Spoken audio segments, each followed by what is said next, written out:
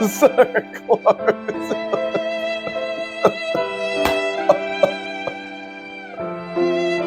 Oh, Makhachev. Oh, you know that story, that meme, that Alexander Volkanovski's daughter having nightmares about Islam Makhachev? I couldn't sleep last night. I just kept having this nightmare of Islam Makhachev just in my closet, peeking out, giggling like, brother. Like, oh my God. I just hear Islam Makhachev, you know? Who else do you love, brother? I beat them too. Where's your father, brother? I beat him too. And then the dream would just change, and I'd be like, somewhere else completely different, like just chilling at a Tool concert, about to lose my shit, right, during Lateralis or Vicarious. And then just as James Maynard is about to drop some sick vocals, Islam Makhachev just comes sprinting across the cage and sends a knee into Maynard's face. And I'd wake up and I could hear him giggling with that 1,000-yard stare throughout my house at night. Just, brother. Oh. Look, Islam Makhachev fans, Team Dagestan. Well done. Damn good. Look, let's break it down. Let's get serious here, okay? I have never seen Dustin Poirier look so good on the ground. How slowly he took things, how smartly he played it, how he kept his chin tucked, never freaked out, constantly trying to get off bottom position. He got off bottom position so many times and got back up, and then the striking and the stand up in that fight would begin. And let's just say this right here, right now, okay? People are giving Islam Makhachev way too much credit for his striking and on the feet. Now, I know the Dagestani fans are touchy people, but we get along. Okay, look, he is very good with his striking. He beat Dustin Poirier in a lot of stand-up striking exchanges. But it is not that his striking is so good. It's just the threat of the amazing takedown and grappling lowers the level of the striking of his opponent. And that is what we saw, okay? Against one of the cleanest boxers in the UFC. One of the cleanest boxers in the UFC could not get their boxing popping, could not let the hands go. Dustin couldn't let his hands fly without worrying about a knee being launched up the middle or without a single leg behind it to trip him, you know? Throw a clean jab and then he couldn't think about throwing a clean jab without worrying about a double leg underneath, okay? He couldn't worry about getting into boxing because there might be a boxing clinch chest to chest, and then that would end with a trip to the ground. Makhachev is not this crazy striker, okay? And he's not this on-the-ground Khabib grappling level Khabib. Let me be very, very clear here. He's not as good as Khabib on the ground. He's not this crazy good striker, but he is such a good MMA fighter. He is so good at MMA. He is so good in the moments in between. His striking is as good as it needs to be against good strikers because they're worried about the grappling. His ground game is so good and so dominant. He's holding good grapplers and good strikers down. He's goddamn good enough everywhere, man. Everywhere. So, well done to Islam Makhachev. Well done. On the scorecards, I did have it going 2-2 into the fifth round. One judge had it 2-2 going into the fifth round. Having said that, at UFC 302, the judging was just horrible across all the fights. So a lot of people have it going 3-1 going into the fifth round. I can see that too. I understand that. To me, the swing round, the one that everyone should be arguing about, if there is an argument at all, is round 2. I guess there doesn't really need to be an argument because the fight happened. It is what it is. But to me, round 2 is that swing round where you could have it 2-2 going into the fifth. You could have it 3-1 going into the fifth. Whatever you bloody want, mate. I mean, at the end of the day, Makhachev did what he needed to do. They both dug as deep as they could possibly go with this one. I would say this to the Makhachev fans, and I will say this to the Makhachev fans. You should be worried. you should be worried. Listen, Makhachev is really, really good. He is. You should be worried. He beat Bobby Green to get to the title, okay? He beat a weight-drained Oliveira. Remember, Oliveira had a hard time making weight for the fight that weekend against Islam Makhachev. So he beats Bobby Green to get a title shot. Not that impressive, is it? Beats a weight-drained Oliveira. Then he has a razor-close fight with a way shorter guy that isn't in his weight class, and then goes on to knock him out on 11 days' notice when he's getting off the couch on the beers. And then has an absolute war with a no hip bone having 35-year-old, 1 day away from retirement, ranked number 5th in his division, doesn't really deserve the title shot, Dustin Poirier. Islam Makhachev wants to move up, but his legacy at lightweight is in question. I know that is going to annoy so many Makhachev fans, but it is in question. Islam Makhachev needs to fight one proper lightweight on a full training camp. He needs to fight Arman Tsarukyan. He must fight Arman Tsarukyan. Just have one proper title defense at lightweight.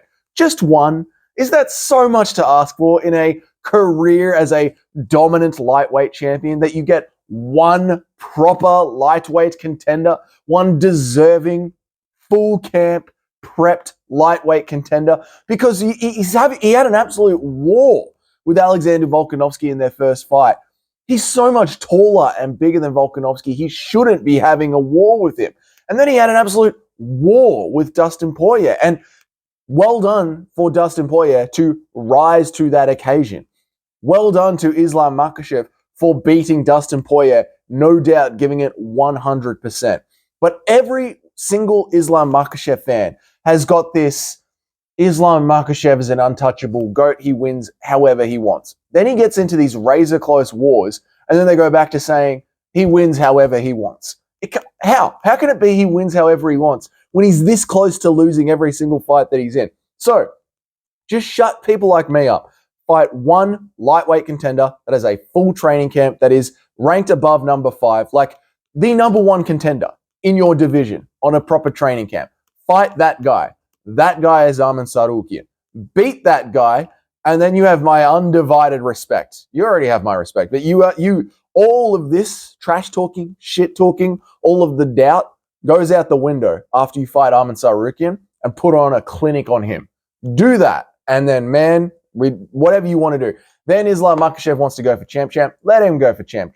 After seeing that performance, I think Leon Edwards is too rangy to be able to post and stand up and not worry about the takedown defense, and then pieces him up down the center. That's what I think happens in that fight. But let him have a go, man. The one thing that needs to happen after this is he must fight Arman Tsarukyan, especially towards the end of the year on Fight Island. Perfect, man. Perfect. The one thing I will push back on that is this entirely Islam Makhachev's fault, the roster that he's had in front of him? Not really. Look, Islam Makhachev was there willing to fight Oliveira in a rematch. Oliveira got the cut, pulled out of the fight. That's not Islam Makhachev's fault, right? They offered Arman Tsarukyan the fight after the Charles Oliveira match. Arman Tsarukyan turned it down. Islam Makhachev can only fight the people that are in front of him, the people that are being presented to him. So his legacy being a little bit tarnished kind of sucks for him, because it's not 100% his fault. He does keep saying yes to all comers. It's just that, for once, all comers do not seem to be throwing themselves at Islam Makhachev. So this is more on like the lightweights than it is on Islam, but it sort of reflects on Islam because he is the champion. Does that make sense? Right, enough of that rambling, okay? Look, as for the rest of the card, you had Sean Strickland versus Paulo Costa. Pretty much by the end of the fight, it did seem like a complete shutout for Strickland. One judge gave it to Paulo Costa, as we all know, which is just insane, which is, why the 2-2 in the main event going into the 5th round, I can see why people would be like, that's kind of dumb. It should have been 3-1, because the judging all over tonight's card was just crazy. If we're trying out new judges and new referees, why are we not doing it at the Apex? I mean, I know that the commissions, they're local, the commissions are in charge in certain states. It's not all over the US. It's not all over the world. The region that you're in decides who is going to judge the fights and ref the fights. But we need some communication between the commissions and the biggest fight organization in the world, the UFC. Like New Jersey, if you want to try out new referees, call up the UFC and say, we want to try new referees or new judges. And the UFC will be like, all right, cool. We got Andrea Hill over at the Apex. Send over a couple of new guys and we'll give them a go. Not, we want to try out a new judge in the co-main event 5-rounder #1 contender fight, Paulo Costa versus Sean Strickland. Can we have some goddamn common sense here? Obviously not. It's a government organization. There's no such thing as common sense. As for how the actual fight went, Costa had to choose to just stand on one spot and not get backed up. He needed to make that decision somewhere in the fight. He didn't. Sean Strickland did what he wanted to do, came out and apologized for yet another jab, leg kicks from range performance. He's just the redneck Israel Adesanya. Having said that, though, Sean Strickland 100% deserves the next title shot. It should be Israel Adesanya versus the winner of Khamzat Chimaev versus Robert Whittaker. Why are we letting Israel Adesanya just sit out while his entire division is doing real work? I don't understand. So Sean Strickland for another shot. He had a split decision with the current champion, fights a 7th ranked contender, gets a dominant win. Oh, let's give Israel Adesanya the next title shot. Why? Why not? What is going on there? Anyway, so that's what should happen with that. Next fight down, Kevin Holland versus Michal. Kevin Holland's chin is incredible. Going into this fight, I was like, this is the night where Kevin Holland's chin it ends. It cracks. There's going to be a punch. It's going to knock Kevin Holland flat on his ass. It's going to knock him out. That punch came. That punch put Kevin Holland flat on his ass. That punch didn't knock him out. Didn't even shake him. He stayed so clear in the mind after that punch. What is Kevin Holland's chin made out of? It's actually incredible. He stayed so clear in the mind after that punch. He was able to latch up an armbar, feel the armbar get sunk in, then look at the referee, Herb Dean, and be like, if he doesn't tap, I'm going to snap the arm. And Herb Dean, the referee, is like, it is what it is. And Kevin Holland's like, all right, if that's what you want. Crank, snap. And Michal is like, I don't care, let it snap. Then I'm only just catching up on this morning. There is some controversy over that stoppage. And I'm sort of starting to see why there is controversy over that stoppage. He didn't tap. He didn't tap.